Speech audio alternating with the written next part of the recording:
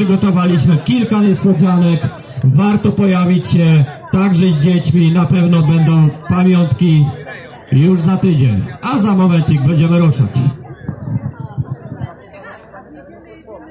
Ja jeszcze wspomnę, że tak jak w zeszłym tygodniu są z nami przedstawiciele Grudziąckiego Sanepidu, w tą sobotę właśnie będą rozdawać ulotki na temat grzybów, jak zbierać i tak dalej, żeby robić to bezpiecznie, także na pewno też będą gdzieś operować wokół wiaty. Jest tam też leśniczy nasz grudziącki, także zapraszamy też przy okazji skanowania do pobrania takiej właśnie pieczątki. Pieczątki oczywiście to juniorzy, a ulotki to dorośli.